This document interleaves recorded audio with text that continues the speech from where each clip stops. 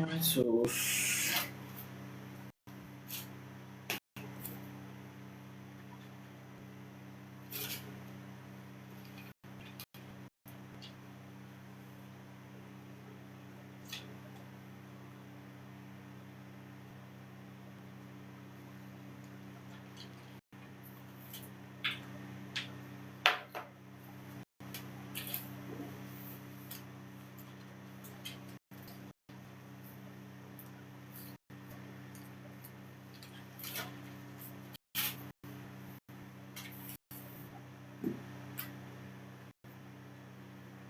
Oh Señor Jesús, mi alma te salva y mi corazón te desea. Muy bendecido tiempo para toda la familia de Dios, para toda la amada iglesia de nuestro supremo, divino y glorioso Señor Jesucristo. Paz y gracias sean multiplicadas en esta hora para todos ustedes y nos acercamos confiadamente, regocijadamente a la mesa de nuestro Padre Jehová, a la mesa de nuestro Padre Creador, para poder recibirle, para poder disfrutar de nuestro Padre, para poder recibir todas las riquezas que provienen de Él para nuestro bien, para nuestra bendición, porque siempre toda la bendición proviene de un solo lugar, de nuestro Padre Jehová, de nuestro Padre que nos ama y nos ha amado con amor eterno por medio de la persona de Cristo Jesús. Damos gracias a nuestro Padre en esta mesa donde podemos intimar, donde podemos tener comunión con Él y poder recibirle todas las palabras que Él desea que nosotros entendamos, todas las palabras que Él nos emite para este día, para que nosotros podamos ser iluminados, transformados, regidos e empoderados. Y le damos gracias a nuestro Padre maravilloso por su Hijo maravilloso, por su unigénito Hijo admirable, el Señor Jesucristo. Damos gracias porque toda la expresión que Dios tiene para nosotros, por ser Dios Espíritu, Dios la ha hecho por medio de Cristo, su Verbo, su Hijo unigénito. Damos gracias porque toda bendición de nuestro Padre nos es emitida por el mensajero, por el intermediario, Cristo Jesús, nuestro supremo Señor y Salvador y Redentor. Y por eso exaltamos al Señor Jesucristo también continuamente, cada vez que nos sentamos a la mesa. Los seres más honrados de nuestro corazón, para nuestra alma, son el Padre, el Hijo y el Espíritu Santo. Ellos son el Dios triuno que nuestra alma adora, que nuestra alma admira, que nuestra alma le da todos los honores, que ellos son durante todo este pacto en el cual Él está completando la obra de perfección en cada una de nuestras almas. Por eso vamos a permitir que por medio del Espíritu Santo nuestro Padre nos pueda proveer hoy su alimento, sus riquezas inescrutables por medio de su palabra, y que sea el Santo Espíritu dándonos luz en esta porción escritural para ver a Cristo, que el Espíritu Santo nos dé sabiduría y revelación para poder comprender, para poder nosotros entender este propósito eterno y la voluntad de Dios para la iglesia. Vamos a alimentarnos del maná de la mañana en el capítulo 52 del libro de Jeremías, además que es el final del libro. Vamos a permitir primero leerlo en el nombre del Señor y para el Señor, y luego permitir que el Santo Espíritu nos suministre las riquezas que se encuentran acá depositadas. Capítulo 52 del libro de Jeremías. En el nombre del Señor dice así la Escritura. Era Sedequías de edad de 21 años cuando comenzó a reinar, y reinó 11 años en Jerusalén. Su madre se llamaba Amutal, hija de Jeremías de Lina, e hizo lo malo ante los ojos de Jehová, conforme a todo lo que hizo Joacim, Y a causa de la ira de Jehová contra Jerusalén y Judá, llegó a echarlos de su presencia, y se rebeló Sedequías contra el rey de Babilonia. Aconteció, por tanto, a los 9 años de su reinado, en el mes 10, a los 10 días del mes, que vino Nabucodonosor, rey de Babilonia, él y todo su ejército contra Jerusalén, y acamparon contra ella, y de todas partes se edificaron contra ella baluartes, y estuvo sitiada la ciudad hasta el 11º año del rey Sedequías. En el mes cuarto, a los 9 días del mes, prevaleció el hambre en la ciudad, hasta no haber pan para el pueblo, y fue abierta una brecha en el muro de la ciudad, y todos los hombres de guerra huyeron, y salieron de la ciudad de noche por el camino de la puerta entre los 2 muros que había cerca del jardín del rey, y se fueron por el camino del Arabá, estando aún los caldeos junto a la ciudad alrededor, y el ejército de los caldeos siguió al rey, y alcanzaron a Sedequías en los llanos de Jericó, y lo abandonó todo su ejército. Entonces prendieron al rey, y le hicieron venir al rey de Babilonia, a Ribla en tierra de Ama, donde pronunció sentencia contra él. Y degolló el rey de Babilonia a los hijos de Sedequías delante de sus ojos, y también degolló en Ribla a todos los príncipes de Judá. No obstante, el rey de Babilonia solo le sacó los ojos a Sedequías, y le ató con grillos, y lo hizo llevar a Babilonia, y lo puso en la cárcel hasta el día en que murió.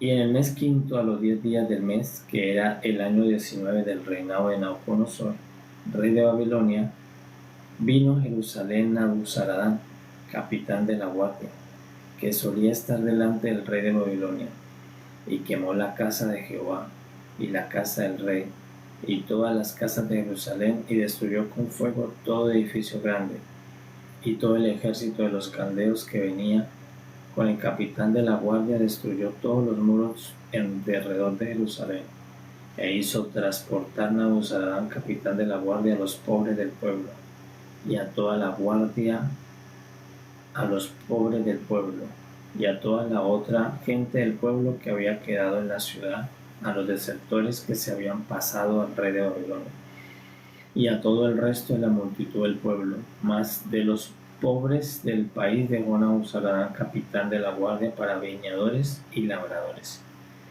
Y los caldeos quebraron las columnas de bronce que estaban en la casa de Jehová de las basas, y el mar de bronce que estaba en la casa de Jehová, y llevaron todo el bronce a Babilonia, y se llevaron también los calderos, las palas, la despabiladera, los tazones, las cucharas, y todos los utensilios de bronce con que se ministraba, y los incensarios, tazones, copas, ollas, candeleros, escudillas y tazas. Lo de oro por oro y lo de plata por plata se llevó el capitán de la guardia. Las dos columnas, una y los 12 bueyes de bronce que estaban debajo de las basas que había hecho el rey Salomón en la casa de Jehová. El peso del bronce de todo esto era incalculable. En cuanto a las columnas, la altura de cada columna era 18 codos, y un cordón de 12 codos lo rodeaba, y su espesor era de 4 dedos, y eran huecas. Y el capitel de bronce que había sobre ella era una altura de 5 codos, con una red y granadas alrededor del capitel, todo de bronce. Y lo mismo era lo de la segunda columna con sus granadas. Había 96 granadas en cada hilera. Todas ellas eran 100 sobre la red alrededor.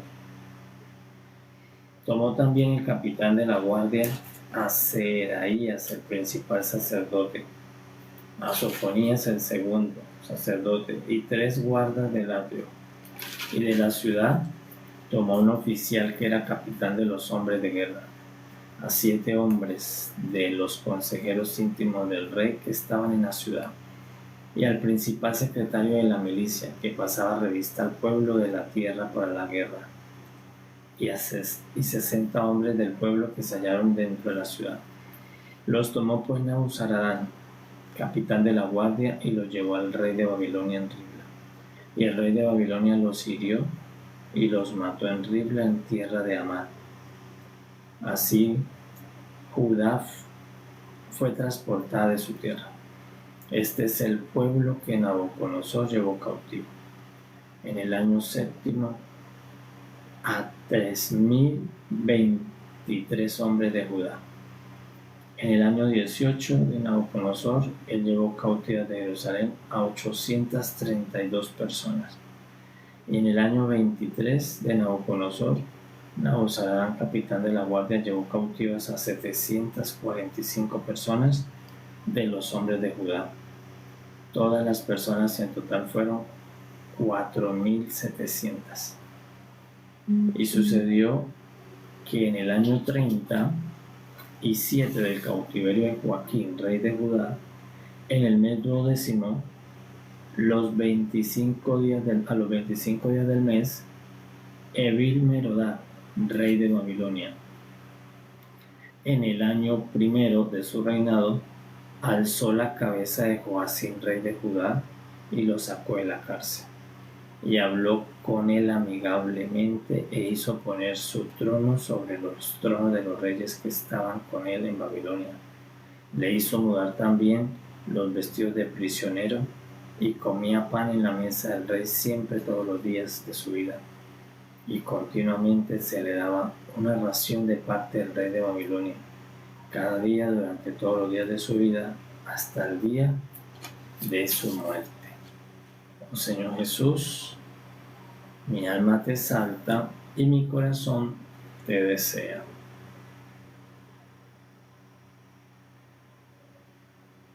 Bien, amados, capítulo final, el último capítulo del libro del profeta Jeremías, capítulo 52. Y en el capítulo 52 vamos a encontrar en este libro unas palabras que no son de Jeremías. Estas no son de Jeremías.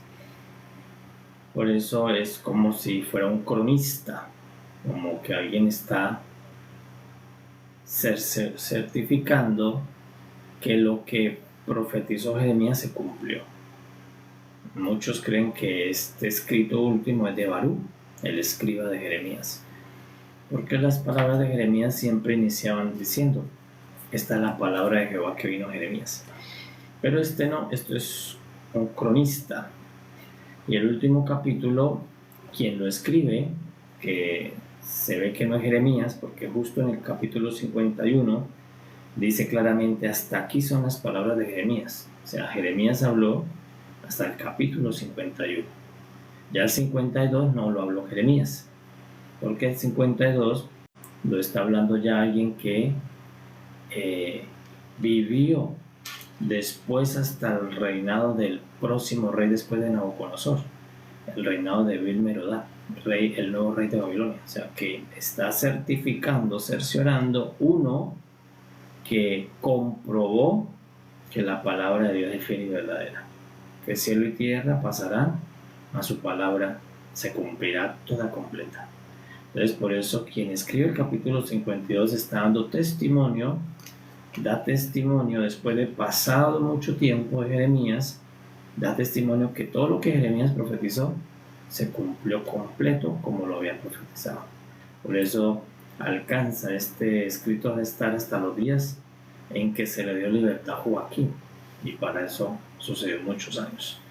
Entonces, eso es el escritor, no Jeremías, pero es alguien que Dios inspira para colocar un capítulo o unas palabras adicionales después de Jeremías, del intermediario mensajero de Dios, para comprobar que la palabra de Dios se cumplió totalmente. ¿Y qué dice este capítulo? ¿Quién es este escriba, este cronista? Viene y nos recuerda lo que había ocurrido antes del cautiverio. Entonces, estaba diciendo qué ocurrió antes del cautiverio. en una manera breve, en un resumen. Dice, lo último que dice es que empezó gobernando Sedequías a los 21 años. Pero, ¿qué hizo Sedequías en su gobierno a la nación de Jehová Dios, a Jerusalén, a Judá, durante todos sus años de gobierno, que acá dice que fueron 11? Dice que durante todo su gobierno hizo lo malo ante los ojos de Jehová. Entonces, eso es la primera razón por la cual nos va a expresar la siguiente desgracia. ¿Cuál? Que cayeron en un cautiverio. Entonces nos da un resumen breve, sencillo. ¿Por qué vino este cautiverio? Si se perdiera todas las palabras de Jeremías y quedara solamente este escrito, pues nos está anunciando que fue lo que provocó que Israel, Jerusalén, tuviera una caída y luego una cautividad. Nos está diciendo que el último rey que tuvo, fue un rey que hizo todo lo malo ante los ojos de Dios. Y eso malo que hizo ese rey durante todo su gobierno, su reinado, fue la causa final que hizo que eso que él administraba cayera de la posición donde estaba, y dos, quedara además cautivo por muchos años, que aquí fueron 70 años. Entonces por eso luego dice cómo cayó Jerusalén. Entonces dice que después de los 9 años de estar gobernando Nabucodonosor, sitió a Jerusalén, le levantó baluartes hasta que la hizo entrar en un estado de hambre y si no había pan en la ciudad, hasta que finalmente pudo romper los muros, la fortaleza de Judá, de Jerusalén, y Babilonia entró hasta Jerusalén. Y una vez que entró, nos dice cómo degolló a los hijos de Sedequías, le sacó los ojos al rey Sedequías y lo dejó en la oscuridad, y luego muestra cómo cautivaron todo lo que tenía Jerusalén. Entonces nos muestra la razón por la cual vino la caída y el cautiverio. ¿Por qué vino la caída y el cautiverio? Porque la cabeza de Jerusalén hizo lo malo ante los ojos de Dios. Esa es la razón. ¿Qué ocurrió por este rey rebelarse contra Jehová Dios, no aceptar las palabras de Jeremías? Ya lo vimos por todo el capítulo, por todo el libro, que Sedequías a lo último fue que tuvo gracia con Jeremías, pero nunca escuchó su palabra, nunca escuchó las palabras de Jeremías. Incluso en secreto, la última conversación que tuvo Jeremías con Sedequías, le dijo que le iba a pasar, que si se arrepentía y se entregaba al reinado con nosotros. Sin embargo, Sedequías no lo hizo, dice que huyó. Y acá el escritor también nos vuelve a decir que Sedequías, cuando vio que entró Nabucodonosor, huyó por el jardín del rey.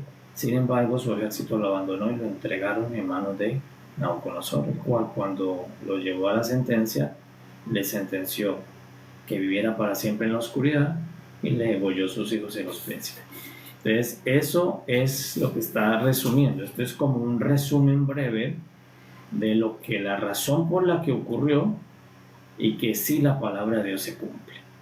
Entonces, eso es una fotografía para nosotros de que todo lo que está escrito en el Nuevo Testamento, en el Nuevo Pacto, todo se va a cumplir. Que si se cumplió todo lo que dijo este mensajero, que era un siervo de Jehová, un profeta, ¿cuánto más se va a cumplir todo lo que habló el Hijo de Jehová cuando vino a la tierra? Por eso, cuando el mismo Hijo de Jehová vino, él mismo lo dijo: mis palabras se van a cumplir. Cielo y tierra pasará, pero toda la palabra que dijo el Señor Jesús se cumplirá. No pasará, todas se van a cumplir, una por una, tilde por tilde, letra por letra. Porque lo que está diciendo este escritor es: si lo que profetizó Jeremías tuvo fiel cumplimiento, ¿cuánto más va a tener fiel cumplimiento todo lo que habló el mismo verbo de Dios, el unigénito, en la máxima expresión de Dios? Entonces, eso es lo que nos debe dar a nosotros la primera impresión, que si esto se cumplió, lo que profetizó Isaías, que no lo alcanzó a ver, Jeremías sí alcanzó a ver una parte, pero no todo. Si se cumplió todo lo que estos hombres con carne, con defectos profetizaron, ¿cuánto más se va a cumplir lo que profetizó el hombre perfecto, el hombre puro, el hombre santísimo, el Hijo de Dios? se va a cumplir. Es por eso este escritor, aunque ya Jeremías había terminado el libro, hay una porción adicional que comprueba que la palabra de Jehová se cumplió tal como la había profetizado Jeremías. Pero nos explica en un breve resumen qué fue lo que ocurrió. Que un rey, una cabeza que Dios puso para poder administrar al pueblo, bendecirlo, le trajo maldición. ¿Por qué? Porque ese rey hizo todo lo malo delante de los ojos de Dios. Y por lo malo, por la maldad que hizo ese rey, todo el pueblo sufrió esa maldad. ¿Qué pasó con todo el pueblo de Judá, Jerusalén, que administraba este rey malo, Sedequías? Pues esa Jerusalén, esa Judá, cayó, tuvo una caída, indicando que perdió la posición donde estaba, cayó. Y después de que cayó, vino un cautiverio. Alguien los cautivó por muchos años. Y allí muestra cómo Nabuzaradán destruyó el templo de Dios, las vasijas sagradas, todo lo sagrado lo llevaron a Babilonia. Que eso para Dios fue una de las mayores ofensas que hizo Babilonia, haber quemado el templo, haber profanado el templo. En otros escritos históricos se dice que cuando Nabuzaradán entró al templo, primero hicieron una fiesta para profanarlo. Entonces, por eso Dios juzgó sobre todo eso. Sé que profanaron el templo, haciendo sacrificios y fiesta para sus dioses, por lo cual Jehová todo eso lo estaba viendo.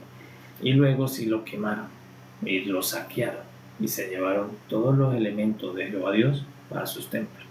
De eso Dios lo registra, que hizo Nabuzaradán. Y luego finalmente nos dice qué pasó con todos esos moradores. Se fueron cautivos y nos dice incluso cuántos, cosa que Jeremías no sabía. Jeremías sí sabía que iban a ir al cautiverio muchas personas, pero no sabía cuántos, porque Jehová no se lo había revelado el número, y tampoco él vivió para todo ese tiempo. Pero este que vivió hasta ese último tiempo sí supo, este cronista. Por eso se cree que es Baruch, porque escribe todos los datos aún con números exactos. Dice que fueron 4.600 personas. Para hoy nuestra cultura se ven poquitas porque somos numerosos, pero para ese tiempo 4.600 era toda Judá, casi toda Judá. Entonces nos dice que fue por 3 grupos que fueron llevados y en total sumaron 4.600 personas cautivas. Eso es lo principal que muestra en el capítulo 52, el cumplimiento de la profecía de Jeremías, el cumplimiento de la profecía de Isaías, el cumplimiento de la profecía de otro profeta que vamos a ver, que es el profeta Ezequiel. Todos los profetas que profetizaron simultáneamente, contemporáneamente, en el mismo tiempo, muy cercanos, antes del exilio, se cumplió la profecía.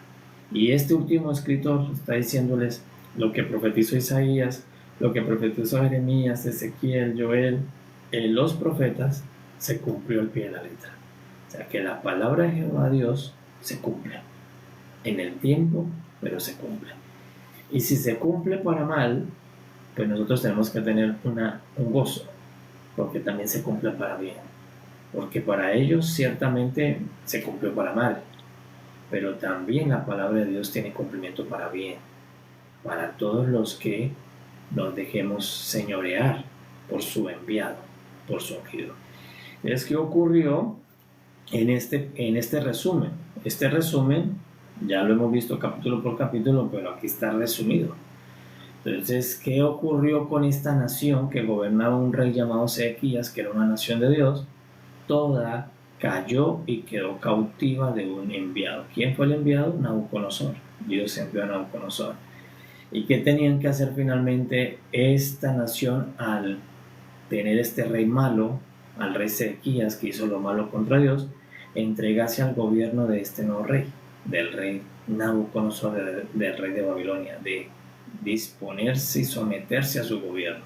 Eso es lo que Dios le dijo. De esa manera ustedes se salvarán.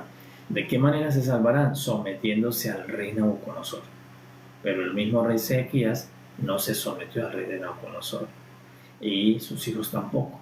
Y por eso quedó en la oscuridad, porque dice que le sacaron los ojos, indicando que Sedequías quedó en la oscuridad perpetua, en la oscuridad eterna. Nunca más vio la luz, Sedequías, por no aceptar la palabra de Dios, que era: sométase al gobierno de Nabucodonosor. Y nos muestra finalmente como otro rey llamado Joacim.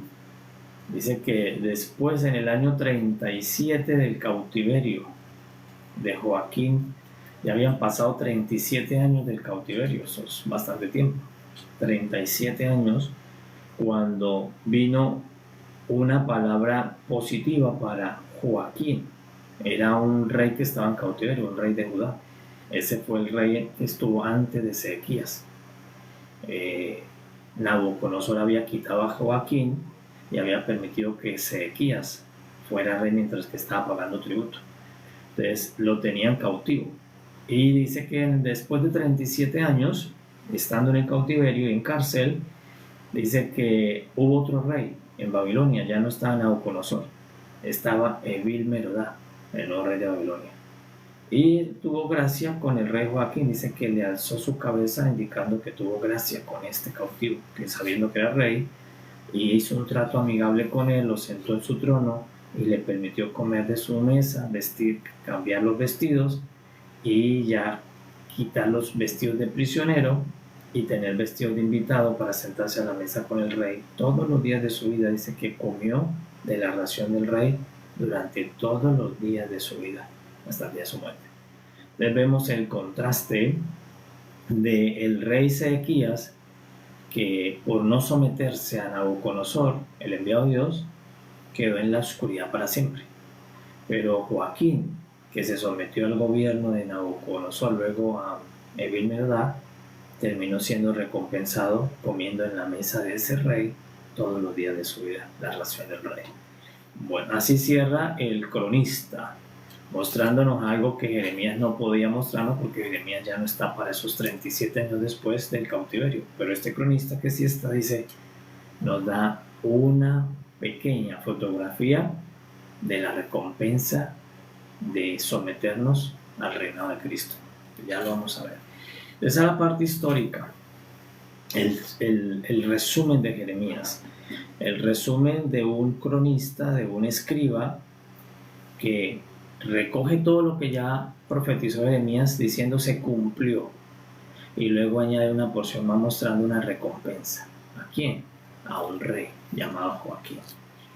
Y a todos los que rechazaron este gobierno de Babilonia, el gobierno de Nabucodonosor, terminaron cautivos, terminaron siendo despojados, muriendo, como los hijos de Sedequías, degollados. Bien, entonces miremos ahora las fotos para pasar a entender el propósito de Dios en Cristo Jesús. Entonces vamos a ver la primera foto, y es Sedequías. El primero es Sedequías. Entonces, ¿con quién empieza el resumen de este escriba? Empieza hablando de Sedequías. ¿Qué dice Sedequías? Que hubo un rey que hizo lo malo ante los ojos de Jehová. Ese es el primer resumen. Que hizo todo lo malo delante de los ojos de Dios y se rebeló contra el rey de Babilonia. Dos cosas hizo mal, nos dice la primera parte. ¿Qué hizo mal Sedequías? Dos cosas. Número uno, hacer lo malo ante los ojos de Jehová Dios. Ya eso es muy mal, ya empezó muy mal. Dedicarse a hacer lo malo ante los ojos de Dios no era una buena señal como cabeza, y esta era la cabeza de una nación. Es lo mismo que la cabeza de un hogar. Si hace lo malo ante los ojos de Dios, ese hogar no tiene esperanza. Si es la cabeza de una empresa que se dedica a hacer lo malo ante los ojos de Dios, esa empresa no va por buen camino. Y si es la cabeza de toda una nación que está haciendo lo malo ante los ojos de Dios, esa nación no va por buen camino. Porque aquí está hablando de la cabeza, de la autoridad máxima. ¿Cuál era la autoridad máxima de la tierra? Sedequías estaba haciendo algo malo contra la autoridad máxima del universo. Entonces no iba a ir bien a esa nación, no le iba a ir bien a esa familia. Por eso sus hijos terminaron degollados. Él terminó en la oscuridad, porque le sacaron los ojos. Porque no puede haber bien dedicarse a rebelarse contra Dios. Eso es lo primero que nos está diciendo. O sea, no hay forma de que a alguien le suceda el bien de Dios rebelándose contra Dios. No hay forma de que alguien sea bendecido por Dios haciendo lo malo ante los ojos de Dios por voluntad propia, sabiendo ya por la ley que no debía hacerse que hace eso. Entonces, nos está mostrando cómo la cabeza principal se desvió, Sedequías. Se dedicó a hacer lo malo, aunque él sabía cómo hacer lo bueno. ¿Cómo sabía él cómo hacer lo bueno? Por la ley. Recuerden que la ley era la expresión de Dios. Entonces, por la ley, Sedequías podía haber hecho lo contrario. O sea, en este libro podía haberse escrito, el cronista hubiera podido escribir, e hizo Sedequías lo bueno delante de los ojos de Dios. O sea, lo que muestra es que fue una elección de él personal. Él eligió hacer lo malo delante de los ojos de Dios. ¿Y cómo eligió hacer lo malo delante de los ojos de Dios? Separarse de la ley, olvidarse de la ley, hacer todo lo opuesto a la ley. Cuando Sedequías decidió separarse de la ley, de los atalayas y los profetas y los pastores y los sacerdotes que le hablaban en nombre de Jehová, se dedicó a hacer todo lo malo ante los ojos de Dios. O sea, que muestra que fue una elección de él. Él eligió quedar escrito como el que hizo lo malo. Y este primer escrito nos debe a nosotros hacer pensar en estas palabras que están aquí. ¿Cómo quedará escrito el fin de nuestros días? Entonces no puede quedar escrito como el de Ezequías, sino que el fin de nuestros días queda escrito en un libro que se diga: vivió para hacer la voluntad de Dios, vivió para hacer lo bueno delante de los ojos de Dios. Es lo primero que nos muestra cómo va a ser lo escrito en el libro eterno. Si elegimos vivir para hacer lo opuesto ante los ojos de Dios, o vivimos para hacer la voluntad de Dios. Entonces este rey quedó muy mal, quedó registrado como el que hizo lo malo ante los ojos de Dios, además que fue el último rey, el rey de Judá. ¿Qué más hizo mal? No solamente hizo mal rebelarse contra Jehová Dios y contra la ley, sino que nos dice, y se rebeló contra el rey de Babilonia. O sea, hizo dos cosas muy malas: rebelarse contra Jehová el Creador, el que lo puso como rey, y rebelarse contra el que Jehová envió, su ungido, su siervo. Porque finalmente Jehová Dios dijo: yo voy a enviar a mi siervo Nabucodonosor, está dentro de mis propósitos, él no me adora a mí, él adora a Marduk supuestamente, pero para mí es un siervo que yo voy a usar y lo voy a enviar. ¿Y ustedes qué tienen que hacer? Aunque no se parezca al rey que ustedes quieren, aunque no se parezca a un adorador, ustedes se van a someter al gobierno. Y Sedequías, aunque Jeremías ya se lo había profetizado, se lo había dicho en lo íntimo: cuando venga la invasión de Babilonia, usted se tiene que someter a él, entregarse a él. Sedequías no lo quiso hacer. O sea, muestra que Sedequías eligió por voluntad propia, porque el Padre permite la elección en un estado soberano del hombre, y él eligió no hacerlo. No eligió no hacer lo bueno delante de los ojos de Dios, y eligió no someterse al gobierno del enviado Nabucodonosor. Por eso dice: y se rebeló. Entonces, ¿cuál es la consecuencia? Entonces viene la segunda parte. ¿Cuál es la consecuencia por rebelarse contra Jehová Dios y el enviado de Dios? La oscuridad. La oscuridad es la consecuencia. ¿Contra quién se rebeló Sedequías? Contra Jehová y contra el enviado de Jehová. ¿Quién era el enviado de Jehová para esos días? Nabucodonosor, el rey Nabucodonosor. Ahora, en el nuevo tiempo, el Padre Jehová no ha enviado a un siervo extraño, no ha enviado un hombre natural, ha enviado su propio verbo. Al unigénito Hijo de Dios lo forró de carne y hueso y sangre y lo mandó a la tierra. ¿Y qué quiere Jehová Dios? Que todos nos sometamos al gobierno de Cristo, que todos nos dejemos señorear por el Hijo de Dios, que todos nos entreguemos voluntariamente al reinado de Cristo Jesús. Eso mismo que quería Dios acá. Dios le dijo: ustedes ahora, para salvarse, se tienen que entregar al gobierno de Nabucodonosor, a él, porque yo lo estoy enviando. Si ustedes se entregan a él, se van a salvar. Van a tener un cautiverio, pero es un cautiverio que salva. Entonces es la fotografía de que Jehová ha enviado a uno para que todos se sometan a él. ¿Qué hizo Sedequías? Se rebeló contra Jehová el Creador y se rebeló contra su ungido el enviado. Entonces, ahora nos dice cuáles son las consecuencias. Todos los que rechacen el enviado de Dios, que es Cristo, y no se sometan al reino de Cristo, al gobierno del Señor Jesucristo, al señorío del Señor Jesucristo, quedarán como Sedequías. ¿Cómo quedó Sedequías? En las tinieblas, en la oscuridad. El hecho de sacarle los ojos significa que quedó en las tinieblas para siempre, quedó en la oscuridad, por haber hecho esa rebelión contra el Hijo de Dios, por no haber aceptado el plan de Dios, por no haber aceptado el plan de salvación, que era la llegada de Nabucodonosor a Jerusalén. Era un plan de salvación. De esa manera Dios iba a salvar a Jerusalén por 70 años. Era un tipo de salvación. Entonces, que rechazó Sedequías, rechazó su salvación, rechazó a su Salvador. Ellos tenían que aceptar a este Nabucodonosor porque era un tipo de Salvador que Dios enviaba. Aunque ellos no lo entendían cómo era esa salvación, ellos se tenían que dejar llevar por él para ser salvos. Dejándose llevar y someterse a Nabucodonosor, Dios les estaba ofreciendo una salvación que era inentendible para ellos. Y lo mismo cuando viene Cristo Jesús.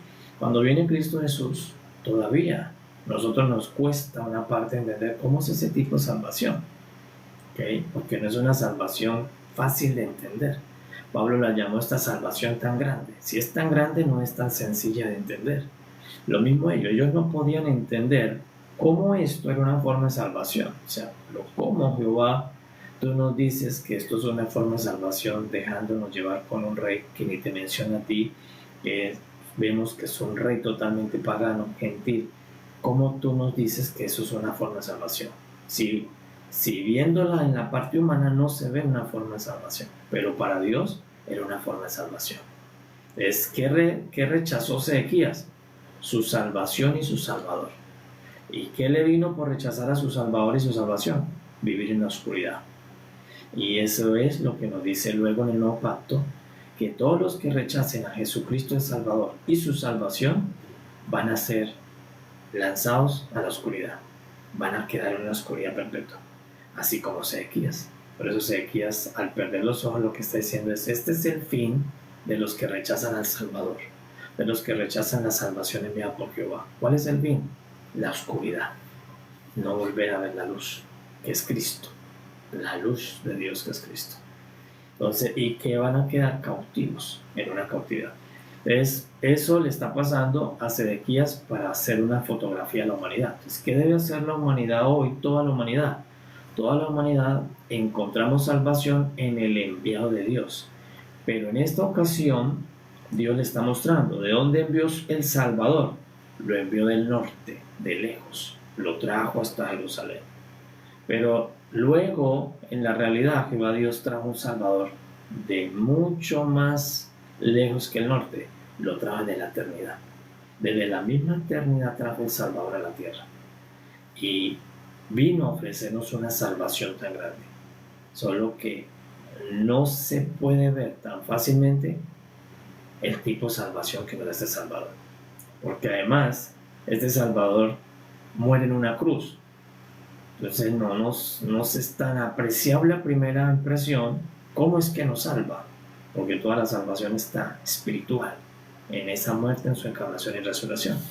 Entonces, pero es la forma en que Dios decidió salvar a la humanidad. ¿De qué manera Dios hizo para salvar a Jerusalén y a Judá? Enviando a alguien que los llevaría con él, llevándolos en una cautividad momentánea a él. Entonces, ¿qué muestra Sedequías? Que él no aceptó la salvación de Dios. Él no aceptó el Salvador. ¿Y cuál es el final para todos los que rechazan su salvación y su Salvador, el Señor Jesús? Pues la oscuridad. Por eso terminó sin los ojos y viendo cómo sus hijos fueron degollados, significando que no va a tener descendencia, que no va a tener nada de linaje después de rechazar a Cristo, lo pierde todo. Pero lo que muestra es que quien rechace a Cristo lo pierde todo. Quien rechace al Salvador, el Señor Jesús, y la salvación enviada por Jehová Dios por su Hijo, lo pierde todo. Todo lo perderá, así como Sedequías. Sedequías perdió su reino, perdió su posición, perdió su luz, perdió sus hijos, perdió todo. Porque lejos de Cristo, separados de Cristo, nada podéis hacer, porque Él es el enviado Salvador a salvarnos para llevarnos a una nueva tierra. ¿Qué hizo más Nabucodonosor? Como Salvador asignado por Dios, los iba a llevar a una nueva tierra. Y lo mismo viene a hacer Cristo. Cristo nos viene a llevar a una nueva tierra. Cristo nos viene a llevar a una nueva creación.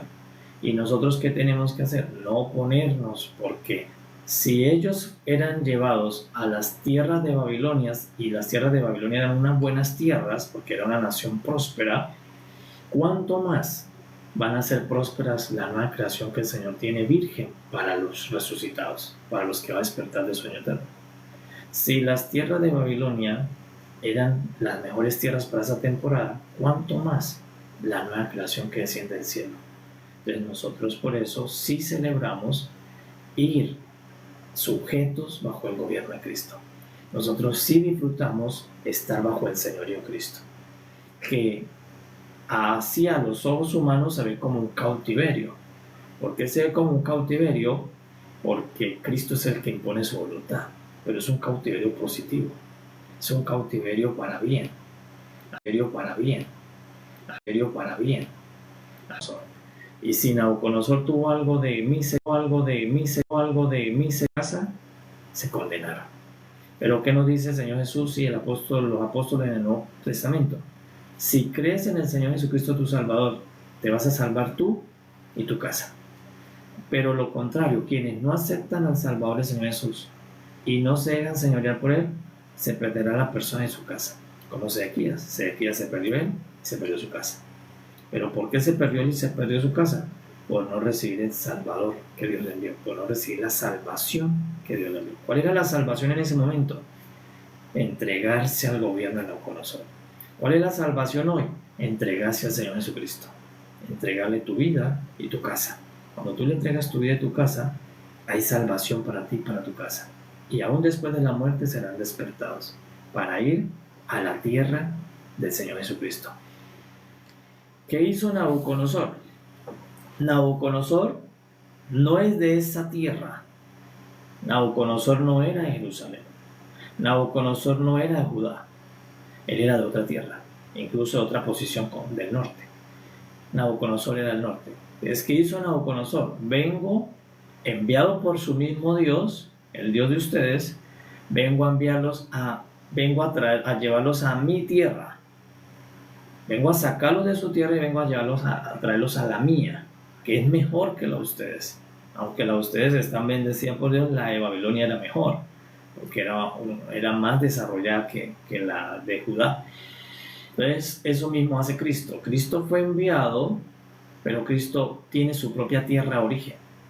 Y Cristo viene y nos viene a ofrecer llevarnos a su tierra, a su ambiente donde Él vive.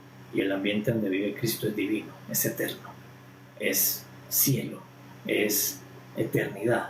Entonces, por eso Cristo nos ofrece una nueva creación, una nueva tierra, tipo cielo, tipo eternidad. ¿Y yo qué tengo que hacer? Dejarme llevar a la nueva creación. Por eso no te puedes separar de Cristo. Ellos querían en algún momento separarse de Nabucodonosor. Nosotros no nos podemos separar del Salvador, porque el Salvador, además de que me ofrece una salvación, Él me está ofreciendo llevarme a una nueva creación. Ni siquiera una nueva tierra, una nueva creación, que es virgen, nueva, nadie la ha estrenado. Va a descender un día para pasar a todos los que están con Él. Entonces, esa es la fotografía final de Jeremías. Que hay una nueva tierra, una nueva creación. Este enviado tiene una nueva tierra que ofrecernos, tiene unos nuevos cielos, tiene una nueva tierra para ofrecerte. Entonces me debo quedar con el enviado de mi salvación, que es el Señor Jesucristo, mi Salvador. ¿El Señor Jesús? Es por eso lo está mostrando como resumen. Entonces, ¿qué ocurrió? Que dice Dios: todos pecaron. Todo debe ser pasado a las manos de Nabucodonosor, porque todos pecaron, todos hicieron. Si Sedequías hizo lo malo ante los ojos de Dios, todo lo que el cuerpo de Sedequías, toda la ayuda idónea de Sedequías, que era la nación, hizo lo malo con él. Si la cabeza es mala, el cuerpo es malo. Por eso el Señor Jesús, cuando vino, dijo: si tu ojo tiene oscuridad, todo por dentro está oscuro. Si tus ojos tienen luz, todo por dentro está iluminado. Lo que significa es que si la cabeza está mal, todo el cuerpo está mal. Si la cabeza en cualquier lugar donde hay una cabeza que es la máxima autoridad está mal, todo el cuerpo está infectado, está mal. Entonces lo que está diciendo es, Sedequías era la cabeza, el ojo, pero se llenó de oscuridad, se llenó de mal. Entonces todo lo que está detrás de él, que es Israel, que es Judá, está mal. Por todos pecar, todos necesitan salvarse pasándose a la mano de Nabucodonosor. Aquí en esta foto. Y ahora nos vamos para el Génesis. Sedequías es Adán. Adán es la primera cabeza de la tierra, la primera autoridad. Pero como Adán hizo lo malo ante los ojos de Dios, como Adán se rebeló ante el mandamiento de Dios, todo lo que viene descendiente de Adán está contaminado por ese mal. Y por eso, así como toda Judá, por esta cabeza hacer lo malo, toda Judá se tenía que entregar a Nabucodonosor, todos los descendientes de Adán nos tenemos que entregar al Señor Jesucristo, al que viene de la eternidad. Ellos se tenían que entregar al que viene del norte. Nosotros nos tenemos que entregar al que viene de la eternidad. Ellos se tenían que entregar al que cruzó el Éufrates y nosotros nos tenemos que entregar al que cruzó la eternidad para venir aquí a la tierra. A Él nos tenemos que entregar. ¿Y por qué? Porque todos los descendientes del primer rey, de la primera cabeza, nos ha sido contado por pecado. Porque si pecó la cabeza, pecó el cuerpo. Entonces por eso toda Judá se tenía que entregar al gobierno de este enviado, igual que toda la humanidad. Por eso toda persona que esté en la tierra debe aceptar al Señor Jesucristo como su Salvador. Debe aceptar que Jesucristo es su salvación. Y quien rechace al Señor Jesucristo tiene el mismo fin que Ezequías. Lo va a perder todo y quedará en una perpetua oscuridad porque rechazó a su Salvador. Además que nuestro Salvador cuando vino dijo, yo soy la luz. O sea, nosotros vamos a ser pasados a la luz divina, a la luz eterna, a vivir en luz, no en oscuridad. Entonces, ¿cuál es el fin para todos los que rechazan a su Salvador y su salvación? La oscuridad y la pérdida de todo, incluso que no despertarán en el sueño eterno. No hay resurrección para ellos. Entonces, eso es el resumen de lo que le está mostrando qué le costó a este pueblo, qué le costó a este rey y a sus descendientes que se rebelen contra Dios, contra su enviado. Entonces por eso le está diciendo, antes de que muestre todo lo que pasó, le está diciendo la razón. ¿Por qué les pasó eso? Porque hicieron lo malo ante los ojos de Dios deliberadamente y porque se rebelaron contra el enviado de Dios. Esas fueron las dos razones. Por haber hecho eso, cayeron y luego quedaron cautivados y quedaron en la oscuridad. ¿Okay? Pero luego, finalmente hay otra foto que es una palabra positiva. ¿Cuál es la palabra positiva? Dice que después que Joacim fue llevado cautivo, años después empezó una relación amigable con el rey de esa nación. O sea que pasó algo no tan usual. ¿Qué ocurrió? Que años después de muchos días de estar Joaquín en el cautiverio, terminó teniendo una amistad, siendo amigo de quien lo había cautivado. En este caso, no de Nabucodonosor, sino sus hijos, Vilmerodad. Empezó a tener una relación amigable con él. ¿Y cuál fue la recompensa de tener una amistad con su cautivador? Que todos los días fue alimentado de la mesa de ese rey. Todos los días pasó a comer en la mesa. Le quitaron los vestidos de cautivo, de prisionero, y comía como un invitado especial. Por eso dice, levantó su cabeza. Y esto lo profetizó David. David dijo, y en la casa de mi padre seré saciado de muchas riquezas en su mesa. Todos los días seré saciado de su riqueza. Es que palabra positiva nos muestra que, por el contrario, todos los que aceptemos al enviado de Dios como Salvador, al Señor Jesucristo, y nos dispongamos a estar hoy como sus cautivos, que Él nos señorea, finalmente va a haber una comunión amigable con Él. Va a haber una comunión donde va a venir un disfrute. Inicialmente va a ser como a la fuerza. Inicialmente no es fácil entregar la voluntad. Inicialmente se lucha entre la voluntad del Señor Jesús con la nuestra. Hay una lucha porque cuesta entregar nuestra soberanía, nuestro señorío, ¿no? Porque al tener vida sentimos el derecho a elegir. Pero va a llegar un momento, dice, va a llegar un momento en que todos los que están en Cristo van a disfrutar a Cristo, van a tener ya una relación amigable con Él. Ya no será de prisionero, ya no será de cautivo, sino que ahora hay algo que nació entre el cautivo y el cautivador, una comunión que va a ser recompensada comiendo de las riquezas de Él. Por eso todos los días había ración para Él de la mesa del Rey. Y esa es una promesa para todos nosotros. Por eso en Apocalipsis, en nuestro Apocalipsis dice, a los que venzan, los que puedan ser salvos por Cristo, lo primero que se les va a dar es un nombre y luego es de comer. Dice, se les dará a comer del árbol de la vida, se les dará a beber del agua de vida. Ración, una ración eterna, una comida eterna para todos los que aceptemos el Salvador. Pero nos muestra cómo en el inicio no es tan amigable la relación. En el inicio hay mucho espíritu versus carne, hay una oposición. En el inicio sí aceptamos que Él es el Salvador, pero nos cuesta que Él sea el Señor, porque está la voluntad nuestra queriendo imponerse versus la voluntad del Señor. Porque en este cautiverio que vamos, queremos todavía nosotros elegir, y se nos olvida que vamos cautivos. ¿Qué es cautivos? Que hay uno que señorea y que yo no puedo elegir estando bajo el gobierno de Él. Pero va a llegar un momento, y eso es una palabra para todos los que estamos en la mesa, va a llegar un momento en que se revela dentro la comunión con este Rey, que ya tú no te sientas prisionero ni cautivo, sino que hacer la voluntad de Él le va a ser agradable. Disfrutar la voluntad de Cristo te va a ser tu placer. Hacer la voluntad de Él va a ver que es todo lo bueno, que realmente mi voluntad es todo lo negativo. Y ese día en que ya no luches con esas voluntades, tú vas a disfrutar todos los banquetes que el Señor tiene para ti. Vas a disfrutar de todas las raciones que el Señor tiene para ti. Mientras que sea una imposición, el Señor tratando de decirte, haz esto que está predestinado para ti, haz esto que yo quiero para ti, tienes que comer como prisionero. Pero el día en que tú y yo digamos, Señor, yo haré todo complacerlo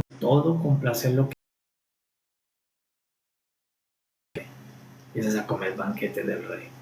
Por eso Joaquín antes comía como prisionero, pero llegó un momento en que hizo una relación amigable con el Rey, que empezó a comer como príncipe, empezó a comer como alguien de la mesa del Rey. Y esa es la manera en que todos nosotros seremos finalmente, sea aquí o en resurrección, seremos saciados por la riqueza de Cristo Jesús. Solo que aún en la vida de la fe se puede ir como un cautivo todavía como Joaquín. Aunque se reconoce que Cristo es el Salvador, adentro no, adentro hay una lucha de voluntades. Porque se olvida que nosotros vamos en calidad de cautivos. ¿Qué significa calidad de cautivos? Que el que elige la cabeza, que el que manda es el Señor, no yo, sino el Señor es el que dice todo lo que tiene que hacer su cuerpo, todo lo que nos tenemos que dedicar, todo lo que tenemos que hacer para su gloria. Entonces, capítulo 52 nos muestra Barú, vemos que es Barú, el resumen o el escriba que escribió eso, que no es Jeremías, que nos comprueba varias fotografías para nosotros. ¿Cuál es el fin de los que rechazan el Salvador y la salvación? La oscuridad. Pero ¿cuál es el fin para todos los que aceptamos este cautiverio que los ponen? Porque ustedes están como cautivos, no pueden hacer tantas cosas. Sí, pero es un cautiverio positivo.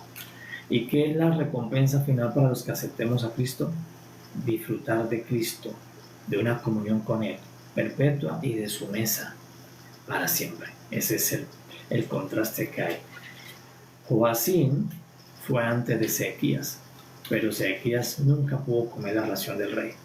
Ezequías nunca pudo volver a ver la luz, nunca más. Pero Joacín, que se sometió, supo esperar y luego tener una relación amigable con su cautivador, terminó siendo levantada su cabeza, cambiando sus vestidos. De eso habla de recompensa. Entonces, todos los que aceptemos a Cristo y sepamos caminar en su reino, hacer la voluntad de Él, habrá recompensa final. Y en Apocalipsis nos la vuelve a reiterar, dice, van a comer del árbol de la vida, Él les dará a beber, Él les dará comer en la boda, en la cena del Señor, comida. Es decir, vas a participar de las mismas riquezas de Cristo Jesús. Entonces está uno que fue sentenciado a vivir en la oscuridad y termina el libro diciendo cuál es el fin de los que aceptamos a Cristo. Comer para siempre los banquetes en las mesas del Señor Jesús. Terminamos siendo los invitados a la mesa del Señor en una amistad, en una relación, dice, amigable, el rey con los salvos. Entonces ese es el contraste final entre los dos libros. Además que nos muestra como toda palabra de Jehová se va a cumplir, más la del Señor Jesús porque es el mismo verbo, pero nos muestra cuál es el fin de los que aceptamos a Cristo, cuál es el fin de los que rechazan a Cristo. ¿Cuál es el fin? Jeremías, Barú. ¿Cuál es el fin de los que aceptamos el Salvador? Comerán en su mesa, serán príncipes con Él, serán amigos de Él, hablarán en una relación amigable con Él, les mudará a Él los vestidos de prisioneros. Ese es el fin para los que lo aceptaron. El fin para los que lo rechazan, Jeremías, Barú, ¿cuál es? La oscuridad. Y lo perderán todo, hasta sus generaciones. Sus hijos los perdió, nunca los volvió a ver. Pero nosotros incluso hay esperanza que en resurrección volveremos a ver hijos, familiares, todo lo volveremos a ver, porque se salva. Pero ahí está donde nosotros debemos tocar al Señor Jesucristo. Y serás salvo tú y toda tu casa. Nosotros volveremos a ver a los seres queridos. Eso está profetizado.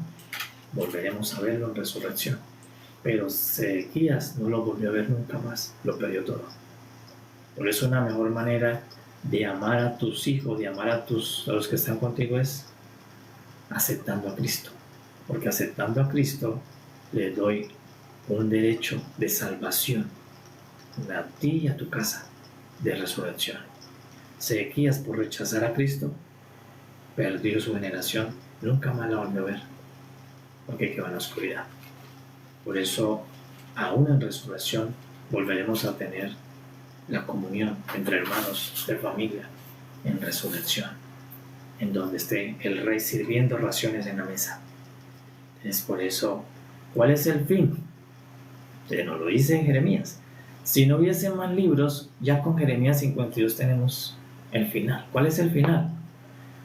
El final es que Dios quiere que todos terminen en la mesa del enviado. Que todos terminen en la mesa del enviado de Dios, comiendo raciones con Él. Que todos terminen en una comunión amigable con el enviado. Ese es el resumen del libro. ¿En qué terminó?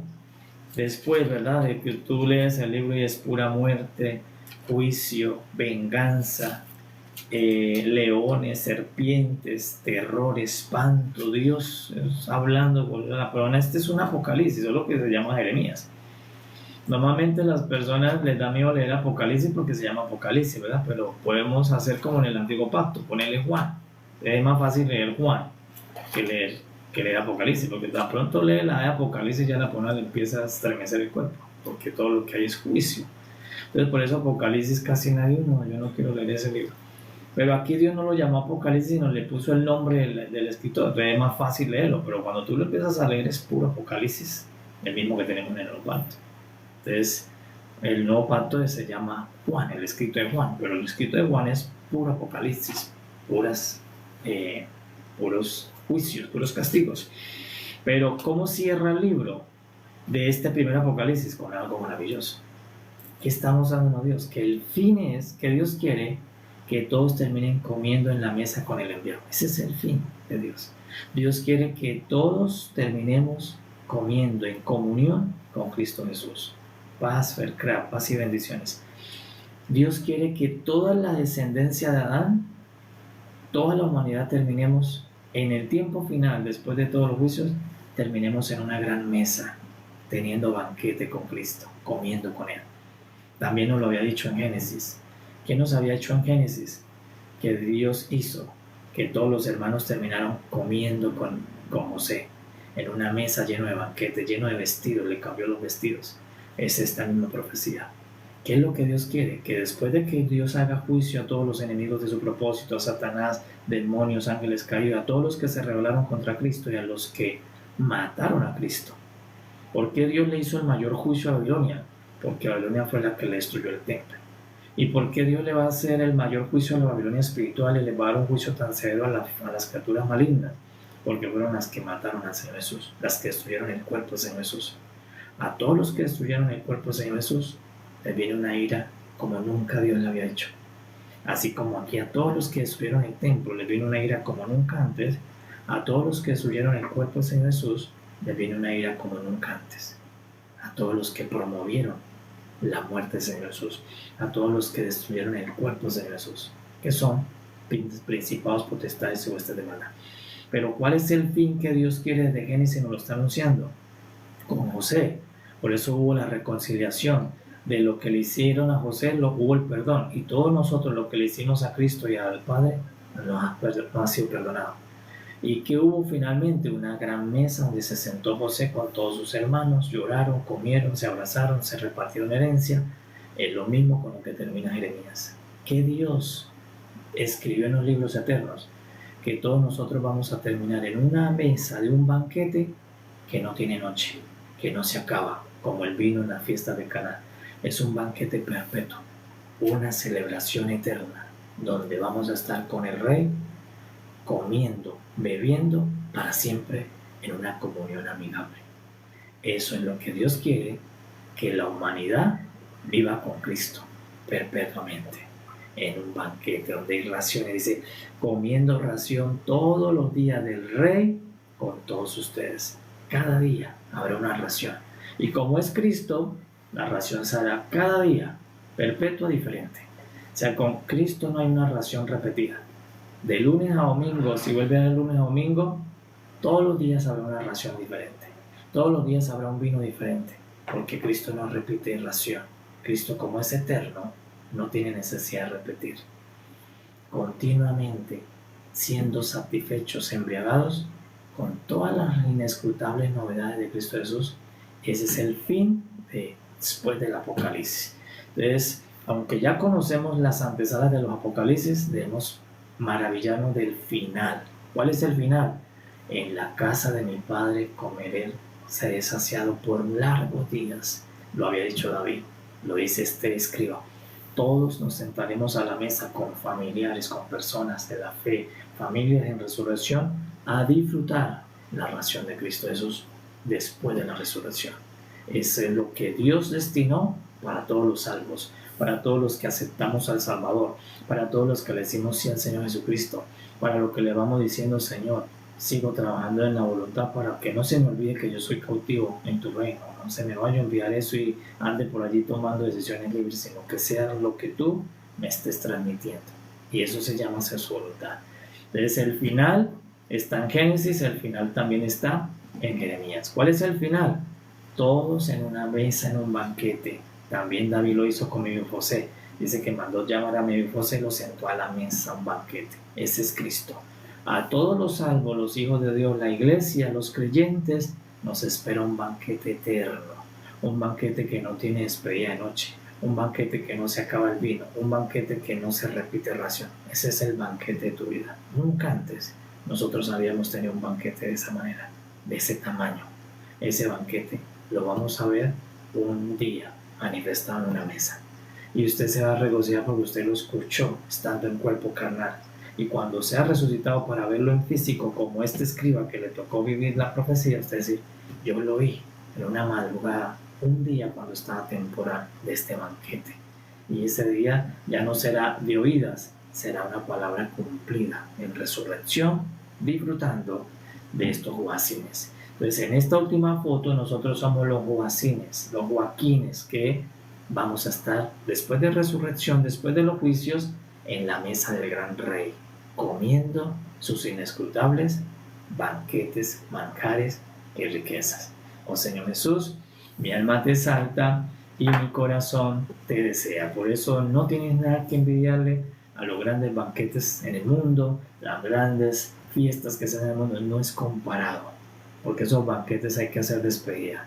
Esos banquetes casi siempre se vuelve a repetir el mismo menú. pero el que nosotros vamos no tiene fin y no se repite menú. Y es alimento que nadie ha probado, es virgen. Todo lo que nosotros vamos a recibir es virgen, desde el mismo novio que es virgen, la novia que es virgen, la tierra que es virgen, el nombre que es virgen, no habrá un nombre repetido. Hoy tu nombre tú lo encuentras en cientos de personas. El que vamos a recibir es virgen. ¿Qué es virgen? Que es único para la eternidad. Todo lo que nos va a dar el Señor está en modalidad virgen, lo que viene con Cristo.